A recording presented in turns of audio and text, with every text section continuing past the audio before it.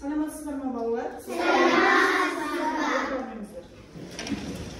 Қазір бізде әдебиеттік оқу сабағы. Ең бірінші әдебиеттік оқу сабағында бүгінгі біздің осы сабаққа қойылып тұрған мақсатымыз оқу түрлерін қолдану және осы оқу түрлерін қолдана отырып шығарманы іштей саналы түрде түсініп, көз жүгіртіп, шолып және әдеттегідей түртіп алып, қажетті ақпаратты тауып шығарманың ішінен оған белгі қойып, яғни сыни ойлау бағытында шығарманы талдау бүгінгі біздің сабағымыздың мақсаты. Және де осы мәтіннен қажетті ақпараттарды тауып, өзіміз белгі қоятын боламыз. Ең алдымен балалар үй тапсырмасынан бастайық. Бізге үйге берілген мәтін қалай еді? Кім айтады? Қандай мәтін берілді үйге? Орнынан тұра ғой. Үйге берілген мәтіннің аты қалай еді?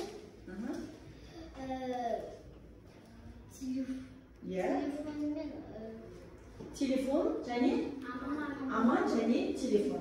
Екінші тақырып қалай еді? Ғаламтор туралы. Жақсы болды.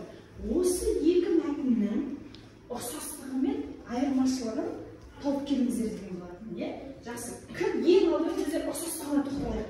Қандай ұқсастығы бар мәтіннің? Айта ғой.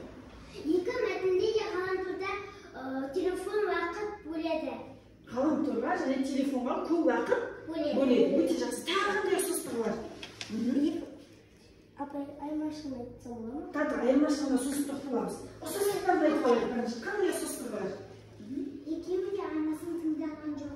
Екі мәтінде де анасын тыңдаған жоқ. Яғни анасының сөзіне қарағанда ғаламтордың ішіндегі мәлімет оған қызықтырақ болды. Солай ма? Жақсы. Осылай ашып айтыңыздар балалар сөздеріңізді.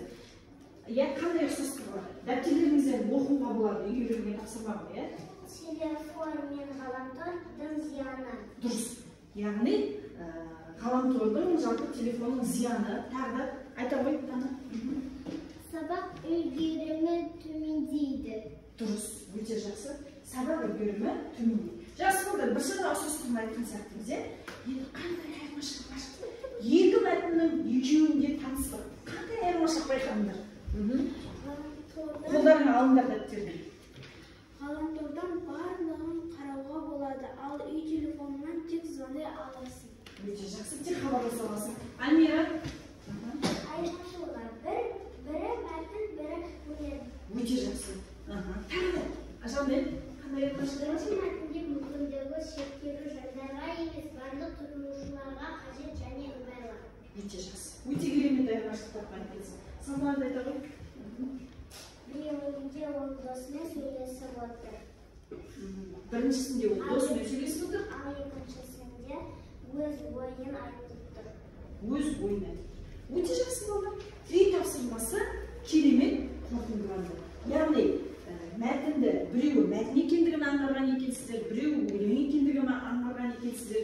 Мәтін болса да, өлең болса да, керемет екі жақты күнделікке салып, талдап келген екенсіздер. Балалар, үй тапсырмасын ауызша айтқандарыңызды бағалайтын және де дәптерлеріңізді жинап алып, тағы да жазып келген жұмыстарыңызды бағалайтын боламын. Өте жақсы балалар. Олай болса, әрі қарай бүгінгі біздің жаңа сабағымызды бастайық. Ең алдымен балалар бастамастан бұрын барлығыңызға мен бүгін керемет бір суреттен алып келдім. Қазір барлығыңыз тұрып келіп, осы жерден өзіңізге ұнаған бір суретті таңдап ала қойыңыздар. Топырламаңыздар, және келіп қойыңыздар.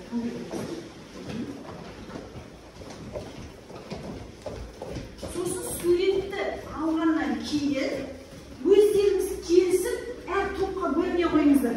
Қандай неше топ шығады екен?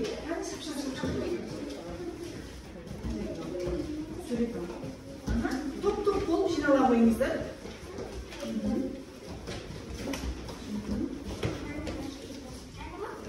Мардан саған сурет жетпей қалды ма? Бар бұл жерде сурет қалды. Барлығыңызға да жетеді. Барлығыңыздың қолыңызда болу керек. Шапшаңды болып тұра қоямыз. Қай топқа қарай едім? Суреттерді көрсетіп тұрыңдар алға. Топты таңдасын. Мына жерге келе ғой. Жанболар ортаға жиналып жатырсыңдар, иә? Жақсы. Жақсы. Жақсы. Сен де мына топқа қосыла қой. Жалуға қай топқа барғаның дұрыс. Тез жібере қойыңдар әншейді. Қай топқа барғаның дұрыс. Өте жақсы. Балдар, мен сіздерге мынандай ғана бағыт бердім. Суреттермен өздеріңіз суретке ыңғайланып топқа бөліне қойыңыздар дедім, иә? Қараңыз, мына жерде бір топ шығып тұр. Мына жерде бөлінбей тұрсыңдар. Міне, олай. Міне, мына жерде бір топ шығыпты, мына жерде бір топ шығыпты. Жақсы. Сендер қандай топ болып бөлініп тұрсыңдар? Табиғат болып бөлініп тұр. Яғни сіздерде қандай көріністер көрсетілген?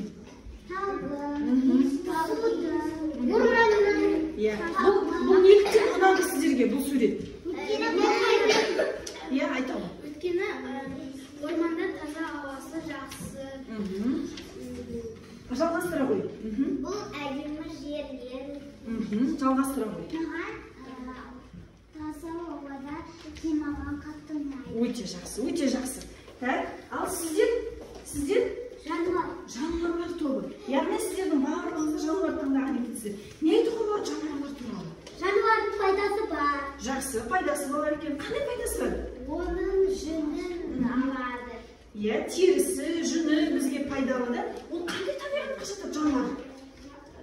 Жалпы табиғаттың қандай түрлері бар? Білесіңдер ме? Табиғаттың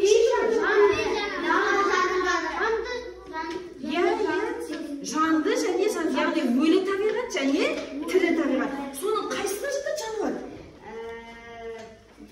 Иә, тірі табиғат. Яғни бұл үшеуі жануарлар тобы болып тұр екен. Жақсы. Ал сіздер қандай топ болып тұрсыңыз? Өсімдік. Сіздердің іштеріңізде және суда жүр. Ал су мен өсімдіктің қандай байланысы бар? Иә, айтамын. Өсімдік сусыз өмір сүре алмайды. Дұрыс, өсімдіктің жайқалып өсуі үшін не керек? Су керек. Жақсы. Осы жерде балдар, бір түйінмен қорытындылайық. Қандай нақыл айтар едіңдер табиғатқа байланысты? Сіздер қандай табиғатқа байланысты айта ғой? Су тіршілік көзі. Су тіршілік көзі. Жақсы, сендер қандай нақыл айтар едіңдер? Айтып қойды ма нақылдарыңды, иә? Адам табиғатқа. Иә? Адамзаттың табиғатсыз күні жоқ, табиғат оны айтуға тілі жоқ. Табиғаттың оны айтуға тілі жоқ. Негізі мына нақал мына топқа кішкене келіңкірейді. Ал мына топтың айтқан нақалы сіздерге келеді. Яғни су тіршілік көзі деген сіздерге өте жақсы келеді. Сендер нақыл айтпадыңыздар ғой. Иә? Бір әр нәрсенің бір түйіні болу керек. Сол түйінді нақылмен қорытындылау керекпіз біздер. Иә? Қандай бір нақыл керек болса бізге мына топты құтқарайық. Табиғат тал бесін. Дұрыс. Табиғат тал бесін. Өте жақсы. Отыра қойыңыздар. Отыра қойыңыздар. Маған тапсыра қойыңыз.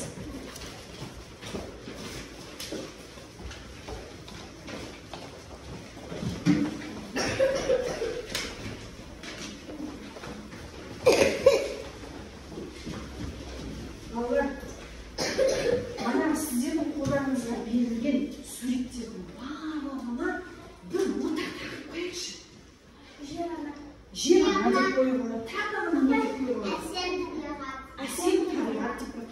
Жалпы бір атауы дұрыс. Олай болса балдар, біздердің бүгінгі өткелі тұрған бөліміміз жанды табиғат деп қоюға. Қандай табиғат? Жанды табиғат. Жақсы. Мен қазір сіздерге бір әуен тыңдатамын. Мұқият тыңдайық. Тыңдағанда қалай тұрамыз?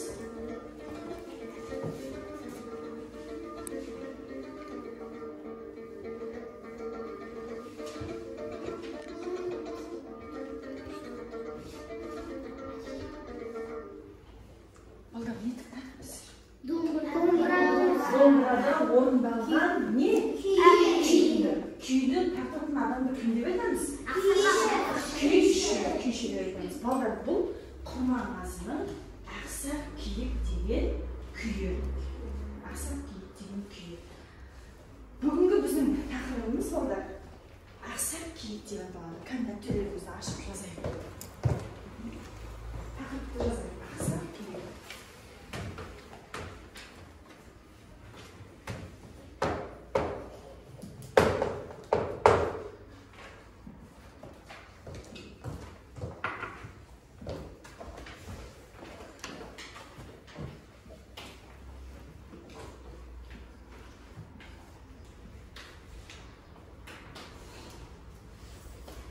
біздер Сәкен Сейфуллиннің Ақсақ киім өлеңімен және Киіктің айласы деген Әуелбек Қоңыратбаевтың мәтінімен танысатын боламыз.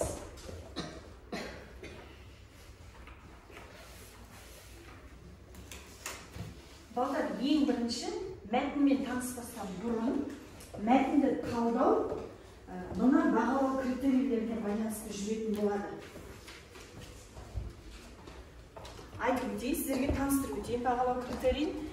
Яғни біздер ең алдымен өлеңді оқимыз, өлеңді дұрыстап түсініп оқу керекпіз, және өлеңді мәнерлеп оқу керек. Әр тапсырмаға 1 балдан қойылады. Ал мәтінді, Киіктің айласы деген мәтінді болжау әдісі арқылы мәтінді түсініп оқимыз.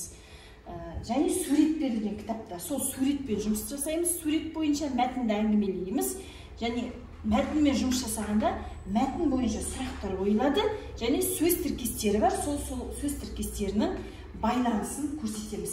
Міне, әр тапсырмаға мына жерде 1-1 балдан берілген, біздер бүгінгі жаңа тақырыпты осы 6 балмен, бір мәтінді ғана 6 балмен бағалайтын боламыз. Енді мәтінді оқып жатырғанда қолдарыңызға карандаш ұстап отырыңыздар.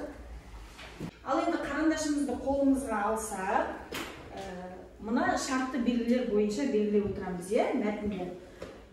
Киік туралы айтылған сөйлемнің тұсына дөңгелекше қоясыздар. Табиғат, тіршілік туралы айтылған сөйлемге жұлдызша қоясыздар. Өзін түсінбеген сөйлем болады ғой, сол жерге сұрақ белгісін қоясыздар. Ал мәтінді оқып отырғанда бізге бір ұнаған тұсы болады ғой, сол сөйлемге 3-1-3 белгісін қоямыз. Кеттік, мәтінмен жұмыс жасаймыз. Мұқият тыңдаймыз. Әрбір жабайы аң мен жануардың жауларынан сақтанатын қару құралы немесе айла тәсілі болады. Қасқырдың қаруы тіс, қабанның қаруы азу. Ақбөкен сияқты жануарларда ондай қару жоқ. Олардың сүйенері, аяқтары. Қасқыр қуса, олар қашып құтылады. Осы жерде мәтін не туралы болуы мүмкін? Не туралы болуы мүмкін? Киік туралы болуы мүмкін, сосын қасқыр туралы болуы мүмкін. Жақсы, арай жалғастырып көрейік. Күз айының шуақты бір күні еді. Сәске кезінде бір топ киік өзінің лақтарын ертіп суатқа келді. Олар жапа-тармағай су іше бастады. Тоғай тасасында бір топ аш қасқыр оларды аңдып күтіп отырды. Ал арай не болады деп ойлайсыздар? Судың жағасына бір топ киік келді. Кішкентай лақтарын ертіп. Оларды аңдып күтіп отырған қасқырлар оларды көрді. Арай не болуы мүмкін? Мардан айта ғой. Қасқыр киіктің балаларын жеп қоюы мүмкін. Жақсы. Не болуы мүмкін, Мардан? Қасқырлар киіктерге шабуыл жасауы мүмкін. Мүмкін. Тағы да. Киіктер тез аяқтарымен қашып кетуі мүмкін. Жүйрік аяқтарымен қашып құтылуы мүмкін. Тағы да. Жұлдыз, қалай ойлайсың? Және бір киік қалып, бір жерде сол қасқырларды көріп тығылуы мүмкін. Жақсы, тығылып қалуы мүмкін. Арқылай не болатынын білгеніңіз келе ме? Жақсы, арқылай жалғастырайық. Қасқырлар ауыздарын арғандай ашып, киіктерге тап берісті. Дүр етіп үріккен киіктер жоса жөнелді. Ал бір ақсақ теке олардан дараланып, судың шығыс жағына қарай бөліне қашты. Балалар, дараланып деген сөз қандай мағына береді? Қандай даусын шығарды? Дұрыс, ол манағы киіктерде бөлініп өзі басқа жаққа қарай қашады. Ол қандай киік? Ақсақ киік дейді. Жақсы. Көп киіктің алыстап кеткенін көрген қасқырлар бұйырғаны осы болды дегендей тұс-тұсынан текеге лап қойды. Теке шоқақтай жортып қасқырлардан қарасын үзер емес. Таяқ сілтен жерде ғана кетіп тұрады. Таяқ сілтен жер деген қандай жер болды? Міне таяқ сен жерде ғана кетіп бара жатыр. Менің қолымдағы таяқ қана жететін жерде. Иә, қалай тұр жақын жерде? Міне жақын жерде кетіп бара жатыр. Қасқырларға жақын кетіп бара жатыр теке. Әне жетем, міне жетем деп қуған аш қасқырлар шаршап, талықси бастады. Ал ары-қарай не болады деп ойлайсыңдар? Теке қашып бара жатыр. Бірақ ол ақсақ. Ары-қарай не болуы мүмкін?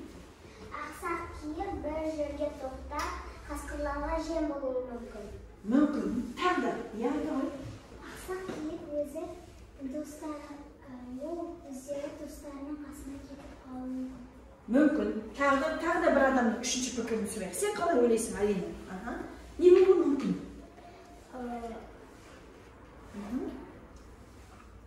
Заңда не болуы мүмкін? Ақсақ киіп, он шақты қасқырларды алдап кетуі мүмкін. Жақсы, мүмкін. Ары қарай не болатынын білгілеріңіз келе ме? Иә. Оқиық одан болса. Осы шоқырақпен олар өзеннен 20 шақырымдай ұзап шықты. Бір уақытта әлгі ақсақ теке орғып бір-екі секірді де белден асып ғайып болды. Ғайып болды деген сөздің мағынасы қалай? Ғайып болды. Басқа жерге кетіп қалды. Ғайып болды деген. Жоғалып кетті. Жоқ болып кетті, яғни қасқырлар таппай қалды.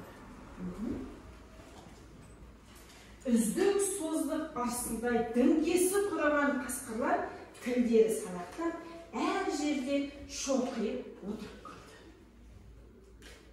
Әлгі теке шынында ақсақ емес еді.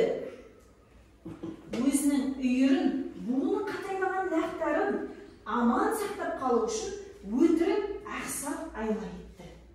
Сөйтіп ол қасқырларды басқа жаққа адастырып әкетті. Киіктің бір текесі 10 шақты қасқырды осылайша алдап кетіпті. Балдар, енді түсіндіңіздер ме? Иә. Яғни, ол шын мәнінде қандай емес екен? Ақсақ емес екен. Ол неге ақсақ болды деп ойлайсыңдар? Өйткені ол қасқырларды алдап кетті. Не себептен алдады деп ойлайсыңдар? Өйткені олар жеп қояды деп ойлады. Ал ол өзін жеп қояр еді ғой қасқыр. Ол өзін жеп қояр еді ғой. Егер қашып құтылмаса. Неге ол сондай айнаға көшті? Кім айтады? Иә, айта ғой. Міне дұрыс. Ол бір өзін ғана емес, ол артында келе жатырған бір топ балаларымен үйірін не істеп қалды? Қорғап қалды. Қасқырлардан қорғап сақтап қалды. Жақсы. Дала жануарларының ішінде ақ бөкейінен жүйрігі жоқ. Өздері мейлінше сұлу болады. Қой секілді. Оларды шөп, жеп қоректенеді. Олардың адамға ешбір залалы жоқ. Киіктің жаңа туған лағын құралай деп атайды. Оны атуға болмайды. Балалар енді айтыңдаршы маған. Жалпы үлкен кісілерден құралай келді деген сөзді естисіңдер ме сендер? Естеймін. Иә, қандай естисіңдер? Қай уақытта естисіңдер ме? Иә, қазір құралай уақыты деп айтады ғой. Ол кезде табиғат қандай болады? Ол қай айда болады? Естерінде жоқ болса, мен айтайын сіздерге. Құралай болады, мамыр айында болады. Құралай болған уақытта күн салқындайды, күн жел болады, жауын шашын болады, салқындық болады. Ол болады, міне құралай деген, ол киіктің жаңа туған лағын айтады екен. Жаңа туған лағын айтады. Ал сол туған кезінде ол өліп қалмау үшін табиғатта сол құралайға көмектеседі. Сол киіктің лағы өмір сүріп тұрып кетуі үшін табиғатта оған көмектесіп, күнді ысытпай, салқындатып, желмен сол лағын өсіп кетуіне мүмкіндік береді. Міне табиғаттың ғажап құпияларының бірі болған. Түсіндіңіздер ме болған? Жақсы. Ал енді не себептен мәтін киіктің айласы деп аталған? Айла дегеніміз не? Айла деген өтірік айтады. Иә? Айла деген ол біреуді айлап соғу. Бұл жерде нені алдап соқты? Аш қасқырларды. Аш қасқырлар. Бұл жерде айла қолдану керек болды ма? Иә. Осы айланың арқасында ол өзінің лақтарын, өзінің үйірін құтқарып қалды. Өте жақсы болды. Енді мана шартты белгілер бойынша, кәні белгілей қойыңыздар, кітаптарыңыздар, қолдарыңызға қарандашқа алып белгілей қойыңыздар. Бірінші шартты белгі бойынша киік туралы айтылған сөйлемнің тұсына дөңгелек қоя қойыңыз. Табиғат тіршілік туралы айтылған сөйлемге жұлдызша қоя қойыңыз.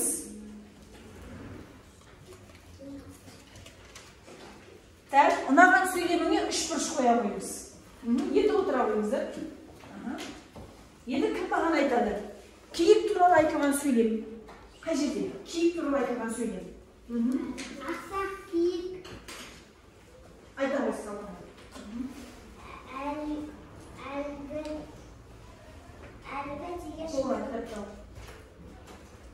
Әлгі тиге шынында ақсақ емес еді, өзінің үйірін буынның қатаймаған бақтарын аман сақтап қалу үшін өтірік ақсақ айла етті. Сөйтіп ол қасқырларды басқа жаққа адастырып кетті. Өте жақсы, дұрыс. Ал енді осы жерде кім маған табиғат тіршілігі туралы айтылған жерді оқып береді? Күз айының шуақты бір күні еді. Сәске кезінде бір топ киік өзінің лақтарын ертіп суыққа келді. Олар жап-тармағай су іше бастады. Өте жақсы. Кімге осы мәтіннен қай жері өте жақсы әсері ұнады? Жұлдыз оқы. Әрбір жануардың жаулардан сақтанатын қару-құралы немесе айла-тәсілі болады. Осы жері ұнады саған, е? Жақсы, тағы да кімге қандай жері ұнады? Әрбір жануардың болды, жауларынан қорғанатын айла-тәсілі болады екен. Бүгін біздер киіктің айнасымен таныстық. Ал тағы жануарлардың қандай тәсілдері бар біздер оқып қой. Е? Жауына қорғанса, қояды, қалай қорғанады жауына? Айта қой. Ол қыста ақ болады, күзде қоңыр. Жазда жер түстес болады. Не себептен деп ойлайсың? Өйткені олар қасқырдан қорғанады. Не себептен ақ болады қыста? Өйткені қыста қасқырлар жүреді. Не себептен ақ болады? Терісі, неге аққа? Өз-өзін қорғап қалу. Өз-өзін қорғап қалу үшін және қыстағы жердің түсі қандай? Міне осылай айту керек. Жақсы. Кімге тағы қай жері ұнады? Оқы ғой маған.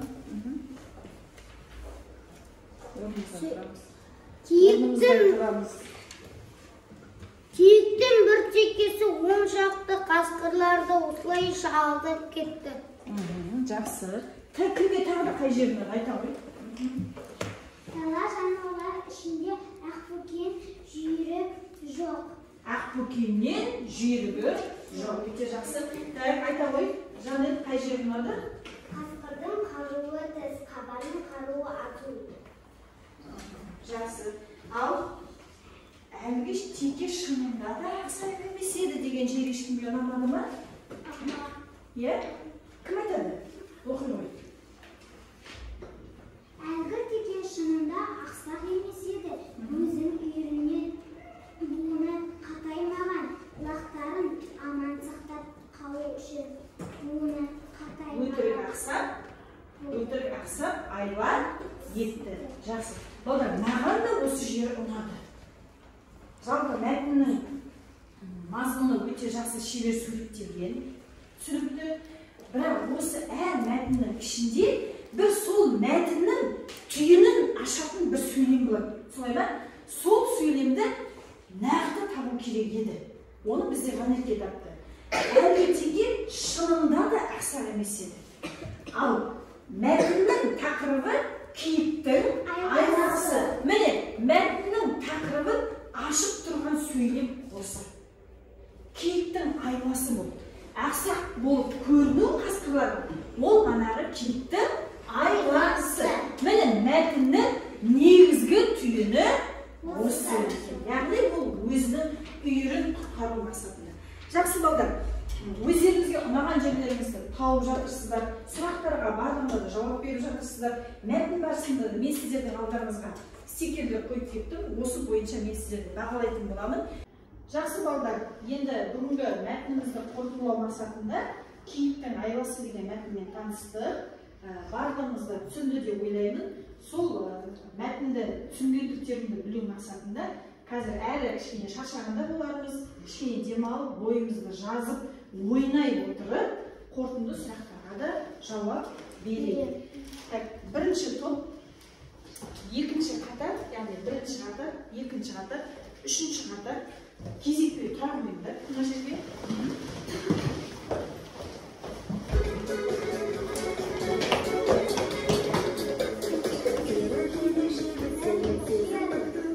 Тапсырмаларды өте қойыңыздар. Қай топ бірінші өтер екен? Қай топ өзінің топ керемет қылып алып шығар екен? Бүгінгі біздің кейіпкеріміз киік сияқты.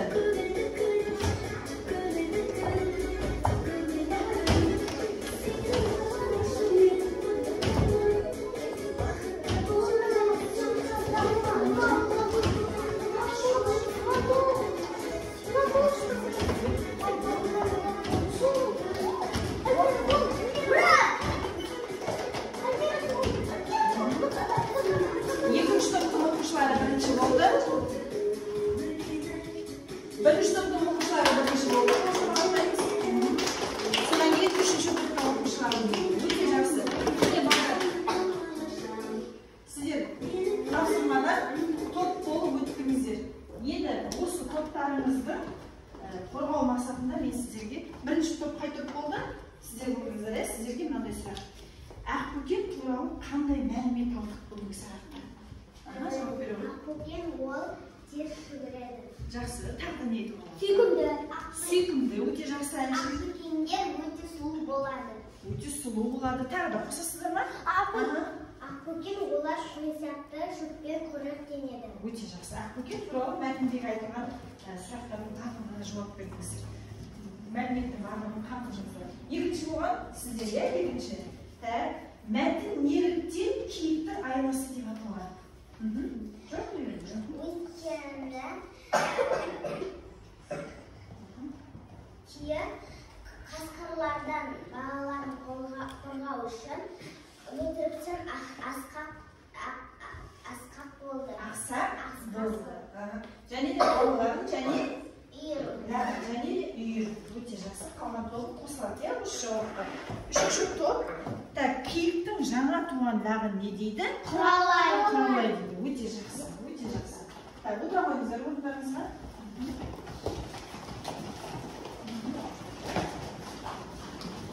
Балалар, біздер мына сабақтың барысында қараңыздағы сөз тіркестері арқылы сөз тіркестерін жалғап мына тапсырманы орындаймыз деліге.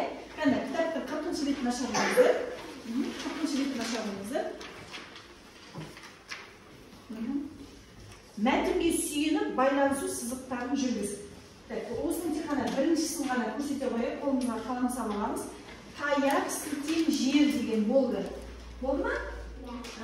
Енді мына жағындағы соның мағынасы жақын. Олай болса таяқ, сілтем, жер деп жазамыз да, соның қасында мағынасын жазып қойыңыз. Қандай орындаймыз дәптерге?